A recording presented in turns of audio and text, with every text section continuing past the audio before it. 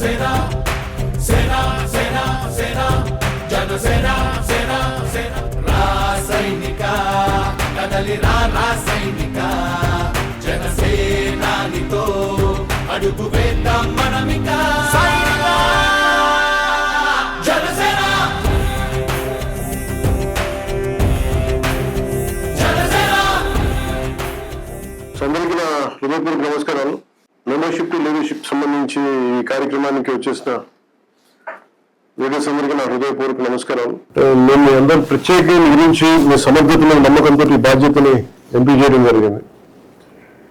ఇది బాగా నిష్పక్షపాతంగా నిర్వహిస్తారని నాకు మనస్ఫూర్తి విశ్వాసం ఉంది.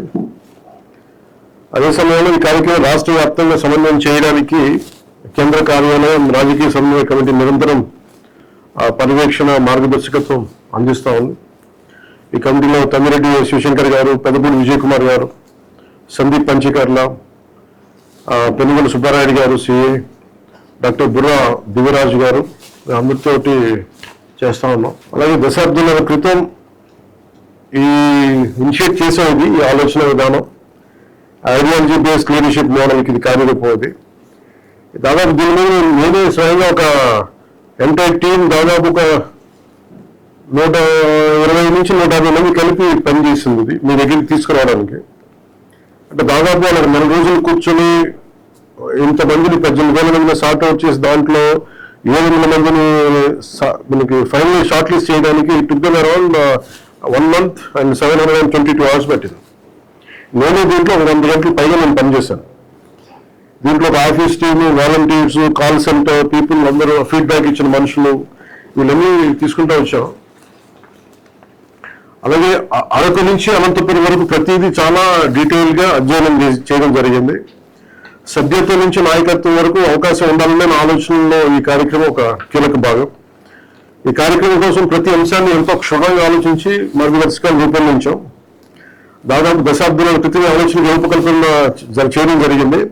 కాకపోతే ఇది ఆ మెచ్యూరిటీ ఇప్పుడు మన క్యాడర్ కూడా వచ్చింది కాబట్టి ఇది ఆచరణలో పెట్టడానికి సరైన సమయం అనిపించింది. సో మీకు ఈ ప్రక్రియ అర్థమయ్యే విధంగా చాలా సింపుల్ ఫ్లో చార్ట్ తోటి, క్వశ్చనర్ తోటి, విభాగాల గురించి, బయోడేటా ఫార్మ్స్, అవసరమైన అన్ని గైడ్ లైన్స్ ని ముందుగా మీకు అందించడం జరిగింది. దీని ప్రతి గైడ్ లైన్ కనుక ఒక స్పష్టమైన ఉద్దేశం ఉంది. అందుకే వాటిని లెటరల్ స్పిరిట్ తో అమలు చేయాలి, మనస్ఫూర్తిగా అమలు చేయాలని నేను కోరుకుంటా ఉన్నాను. సో అబ్జర్వర్స్ ఈ కార్యక్రమంలో రోజుల వారికి కేటాయించిన పార్లమెంట్లోనే ఉండాలని నేను అభ్యర్థిస్తా ఉన్నా. పంచాయతీ, మండల, అసెంబ్లీ, పార్లమెంటరీ అన్ని స్థాయిలో అప్లికేషన్స్ తీసుకుంటున్నాం అనేది చాలా బలంగా వెళ్ళాలి. నేను ఇవాళ రివ్యూలో కూడా అక్నాలెడ్జ్మెంట్ ఫామ్ ఇస్తే బాగుంటుందని చెప్పడం జరిగింది. అది కూడా కమిటీ సభ్యులు ఇంప్లిమెంట్ చేస్తారు. అది కూడా మీరు ఒకసారి పరిగణలోకి తీసుకోండి. అంటే ఎవరైనా ఇచ్చేసిన తర్వాత ఇన్ కేసు ఏదైనా మిస్ అయినా మేము ఇచ్చాము, ఒక పొరపాటు అయింది, మేము రాలేదంటే కూడా అది స్పిరిట్, లెటరల్ స్పిరిట్ అవ్వదు, ట్రూ స్పిరిట్ లోకి వెళ్ళదు. కాబట్టి వాళ్ళు ఖచ్చితంగా ఒక ఎకనాలజ్మెంట్ ఫామ్ విధానం ఎట్లా ఉండాలని ఇప్పుడు ముందుగానే ఇంకా సరిపోవట్లేదు అనిపించింది. అదొకటి కూడా మీ దృష్టికి తీసుకొస్తా ఉన్నాను. ఇది objective and importance of the program. ఇది పై కనిపించే దరఖాస్తుల స్వీకరణ కార్యక్రమం మాత్రమే, కానీ ఇది ఇంత నుంచి ఒక ఇన్స్టిట్యూషన్ బిల్డింగ్. అది జనసేన పార్టీ భవిష్యత్తు నాయకత్వ నిర్మాణంలో చాలా చాలా కీలకమైన అడుగు ఇది. ఈ కార్యక్రమంలో సేకరించే సమాచారం పార్టీ భవిష్యత్తు ప్రయాణానికి చాలా విలువైన డేటా బ్యాంక్గా ఉపయోగపడుతుంది. పార్టీ కోసం కష్టపడిన ప్రతి జన సైనికుడికి గుర్తింపు కల్పించడమే ఈ కార్యక్రమం యొక్క ప్రధాన ఉద్దేశం. అలాగే ఇంప్లిమెంటేషన్ ఆఫ్ గైడ్ లైన్స్ లో నాకు నిన్న దాదాపు ఒక 30 దాకా చిన్న చిన్న ఇష్యూస్ చెప్పారు నాకు లాస్ట్ 2 days లో. నాయకులందరికీ కూడా, పరిశీలకులందరికీ కూడా నా అభ్యర్థన ఏంటంటే, మీరు అట్లీస్ట్ ఇక్కడ నుంచి మీరు కొంచెం గైడ్ లైన్స్ తీసుకోండి. కొంతమంది ఇండిపెండెంట్గా వెళ్ళిపోతారు, పార్లమెంట్ చుట్టూ తిరిగిపోతారు. ఒక చోట అనౌన్స్ చేసి 2-3 పార్లమెంట్ నియోజకవర్గాల్లో మనం ఒక వేదికను అనౌన్స్ చేసిన తర్వాత మళ్ళీ ఎక్కువ వెళ్ళిపోయి మళ్ళీ లాక్ చేసి వెళ్ళిపోయారంటే 2-3 పార్లమెంట్లో దృష్టిలో ఉంది. అలాగే ఇండిపెండెంట్ గా దయచేసి ఎవరు చేయదు. Please follow strict protocol and guide lines. నాకు ప్రకాశం జిల్లా నుంచి ఒక కంప్లైంట్స్ ఉన్నాయి. అలాగే ఉదయ్ గారు ఉన్నారా? Okay okay. సో ఇలాంటివి నాకు మొదటి రోజు కనిపించినాయి. బట్ ఇది మొదటి ఉదయం ఏదన్నా మీకు ఇచ్చినప్పుడు దయచేసి ట్రూ స్పిరిట్ చేయాలి ఉదయం. సో రాష్ట్ర వ్యాప్తంగా ఒకే విధానం అమలు కావాలి. అందుకని ఎలాంటి మీ కన్వీనియన్స్ కాకుండా చేంజ్ చేసిన ఎగ్జామ్షన్ ఏదో ఉంటే అది ఆ స్థానికంగా మీ కన్వీనియన్స్ చేయొద్దు. దయచేసి ఒక స్టాండర్డ్ పెట్టాం. కొన్నిసార్లు ఇబ్బంది అయినా కానీ మీరు ఇక్కడ పెడితే ఎక్కువ జనం వస్తారు, అక్కడికి వెళ్తే కానీ ఓపిక లేని వాళ్ళు నాయకులు కాలేరు, అప్లికేషన్ ఫిల్ చేయలేని వాళ్ళు నాయకులు కాలేరు. కనీసం ఓపిక కూడా లేదు, మాకు అప్లికేషన్కి రాలేకపోతున్నాం, మా కన్వీనియన్స్ ఉంటే నాయకులు డోర్ దగ్గరికి రారు. సో ఇది మీకు ఎందుకు చెప్తున్నానంటే objective and importance of the programme.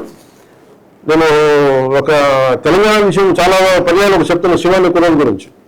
అబ్బాయి ఎక్కడో చెంచు గూడెల నుంచి వచ్చి ఒక చిన్నపాటి సమస్య కోసం, పెద్ద సమస్య యూనియన్ సమస్య కోసం దాన్ని వచ్చి కలిపాడు. ఒక సరిగ్గా ఇంగ్లీష్ కూడా రాదు అబ్బాయికి, కానీ నాయకత్వ లక్షణాలు ఆ కుర్రాడు కనిపించినాయి. అలాంటిది ఇది ఏ పార్టీ కూడా ఇవ్వదు ఇలాంటి అవకాశం. జనసేన ఇవ్వగలిగింది.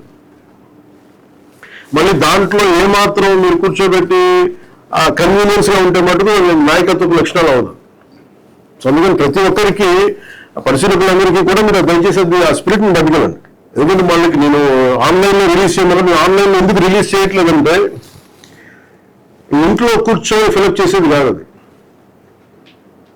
ఎందుకంటే రేపు పొద్దున మీరు స్థానికంగా మీరు రేపు పొద్దున ఒక బాధ్యత తీసుకోవాలంటే you have to understand this a paper work. ఆ పేపర్ వర్క్ అందరి సమక్షంలో చేస్తే తప్పులు తెలుస్తాయి. ఓపికగా ఉండాలి అవి. అంటే ఇన్ని వేల మందిని కూర్చొని చేయాలి. ఒక రోజుకి on average around few hundreds వస్తూ ఉన్నారు. The process will go on for ఇది మొదటి విడత మట్టుకి. అందుకని దీన్ని బట్టి ఇంకైనా ఫర్దర్ కరెక్షన్స్ ఏమైనా ఉంటాయంటే ఆఫ్టర్ 1 వీక్ తర్వాత దీన్ని బట్టి ఆలోచిద్దాం. అండ్ ఎక్కడ కూడా మీరు లీడర్ కావాల్సి అనుకుని ఎవరైనా సరే they have to understand the importance of paper work. They have to understand to come from the comfort zone. అంటే మన సౌకర్యమైన వాతావరణం నుంచి బయటకు వచ్చి రోడ్డు మీదకి వచ్చి నాకు ఈ పని కావాలి, రేపు పొద్దున మీరు అందరూ కొట్లాడాలి కదా రోడ్డు మీదకి వచ్చి సమస్యల కోసం. అందులో మీరు ఇంట్లో నుంచి వచ్చి వేదిక కూడా రాలేకపోతున్నాం అనే పరిస్థితికి అందుకే కన్వీనియన్స్కి వెళ్ళకండి దయచేసి. ఒక్కటి మీరు నాయకులందరి దృష్టికి తీసుకొస్తా ఉన్నాం. అంటే ఎందుకు చెప్తుంటే ప్రతి పార్లమెంట్ నియోజకవర్గం నిర్ణయించిన కేంద్రం నుంచే ఈ కార్యక్రమం నిర్వహించాలి. కన్వీనియన్స్ పేరుతో డిఫరెంట్ ప్లేసెస్ లో డిఫరెంట్ సెంటర్స్ దయచేసి ఏర్పాటు చేయకండి. ఇది ఏది ప్రైవేట్ ఇది కాదు. ఉదాహరణకి రాజంపేటలో అది పలానా ఒక వ్యక్తి తాలూకు ఆఫీసు అలా అనిపిస్తుంది, నాయకుల ఆఫీసు రైట్ స్పిరిట్ లో ఉన్నది, అలా దయచేసి అలా చెప్పకండి. అలాగే జనసేన నాయకులు ఎవరైతే దీనికి రావాలనుకుంటున్నారో మీరు పలానా చోట పెడితే మీరు రావు, ఇలా అయితే మాకు కుదరదు, అలాంటి ఇండివిజువల్ వాయిసెస్ వద్దు. ఏ వేదిక పెట్టినా అది మీ వేదిక. అది ఎవరి ఆఫీస్ అయినా సరే మీకు సంపూర్ణమైన స్వేచ్ఛ ఉంది. మీరు అప్లికేషన్స్ మిస్ అవ్వవు, మీరు ధైర్యంగా ఇవ్వండి. అందుకని మీకు నేను పర్సనల్గా పర్యవేక్షిస్తున్నానే మీకు చెప్పడానికి దీని తాలూకు ఈ కాన్ఫరెన్స్ తాలూకు ముఖ్య లక్ష్యం. ప్రతిరోజు ఉదయం 10 గంటల నుంచి 6 గంటల వరకు నిర్వహించిన కేంద్రంలో ఇది కార్యక్రమం నిర్వహించాలి. 3వ తారీఖు వరకు కార్యక్రమం ఇదే విధంగా జరగాలి. దరఖాస్తు బయోడేటా ఫామ్ సోషల్ మీడియాలో ఇంతకుముందు చెప్పినట్టుగా దయచేసి ప్లాట్ఫామ్స్ షేర్ చేయొద్దు. ఈ కార్యక్రమం జరుగుతున్న సెంట్రల్ వెన్యూలోనే అప్లికేషన్స్ ఇవ్వండి. సెంట్రల్ వెన్యూలో ఫిల్ చేసిన అప్లికేషన్స్ మాత్రమే తీసుకోండి. సాధకులు ఎవరు సహాయకులు కాదు. ఈ ప్రక్రియలో వాటిది చాలా కీలకమైన పాత్ర. పరిశీలకుల బృందంలో సాధక్స్ని చేర్చడం అనే ముఖ్య ఉద్దేశం కూడా అదే.